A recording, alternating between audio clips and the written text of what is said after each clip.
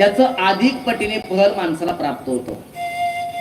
आता सूर्य विषुव रेषेवर कधी येतो तर चैत्र नवमीच्या दिवशी, म्हणजे रामनवमीच्या दिवशी आणि आश्विन नवमीच्या दिवशी, या 2 दिवशी सूर्यनारायण भगवान विषुव रेषेवर येत असतो. इंग्रजी कॅलेंडरच्या नुसार सांगायचं झालं तर 21 मार्च आणि 22 सप्टेंबर या दिवशी सूर्य भगवान विषुव रेषेवर येतो. त्या दिवशी जर आपण जप केला तर सूर्य संक्रांतीपेक्षा 10 पटीने अधिक पुण्य माणसाला प्राप्त होतं.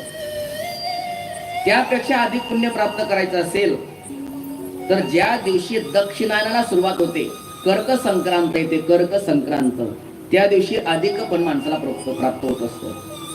कर्क संक्रांतीपेक्षा उत्तरायणाला सुरुवात होते आणि सूर्यनारायण मकर संक्रांतीमध्ये प्रवेश करतात. आपण सर्वजण तिळगुळ घ्या, गोड गोड बोला म्हणतो. मकर संक्रांतीच्या दिवशी जो सण साजरा करतो, त्या दिवशी जर भगवंताचं नामचिंतन केलं तर त्या दिवशी 10 पटीने फळ माणसाला अधिक प्राप्त होतं. तर त्या मकर संक्रांतीपेक्षा 10 पटीने जास्त पुण्य चंद्रग्रहणाच्या दिवशी प्राप्त होत असतं. म्हणून चंद्रग्रहणाच्या दिवशी भगवंताचं नामचिंतन केलं पाहिजे. गुरुदेवाने जो मंत्र दिलाय तो मंत्र जाप केला पाहिजे. वेद लागल्यापासून जेवण करणं सोडून द्यावं आणि ग्रहण कालामध्ये जेवण करू नये, झोपू नये. काय करावं? दान धर्म द्यावा किंवा मग नामचिंतन करावं. चंद्रग्रहणापेक्षा 10 पटीने अधिक पुण्य सूर्यग्रहणाचं प्राप्त होतं.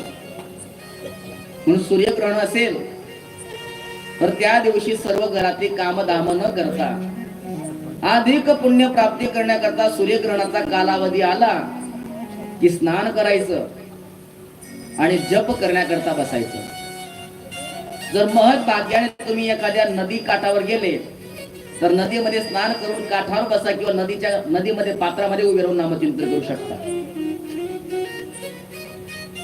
सूर्यग्रहण जेव्हा मध्यावर आलं तेव्हा परत स्नान करायचं आणि नामचिंतन करायचं आणि ग्रहण सुटल्यानंतर परत स्नान करायचं, नामचिंतन करायचं.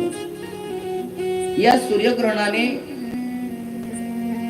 जे पुण्य माणसाला प्राप्त होतो, इतर कोणत्याच ठिकाणी कोणत्याच कालामध्ये पुण्य केल्यानंतर प्राप्त होतो असं फल प्राप्त होत नाही. म्हणून सूर्यग्रहणाच्या वेळेस भगवंताचं नामचिंतन केलं पाहिजे. त्यानंतर आपलं जन्म नक्षत्र, त्याच्याकरता आपण ज्या तिथीला जन्माला आलो ती तिथी शोधावी लागेल. लोकांना जन्म तारीख माहिती आहे, तिथी माहिती नाही. वास्तविक पाहता आपल्या हिंदू संस्कृतीमध्ये जेवढे काही सण होतात, व्रत उपवास करतो आपण, हे सर्व सण तारखेनुसार येतात का तिथीनुसार? तिथीनुसार येतात. आपल्या घरातलं कोणी वारलं तर त्यांची पुण्यतिथी आपण तारखेनुसार साजरा करतो का तिथीनुसार? तिथीनुसार.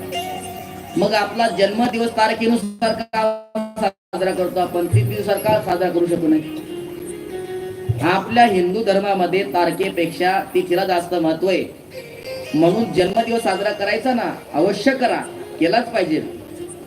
परंतु तो विशेष रूपाने तारखेपेक्षा तिथीनुसार जर साजरा केला तो अधिक फलदायी प्राप्त होत असतो. म्हणून तिथीला विशेष महत्व आहे. तर तिथीच्या दिवशी नक्षत्र असतं, त्याला जन्म नक्षत्र म्हणतात. जन्म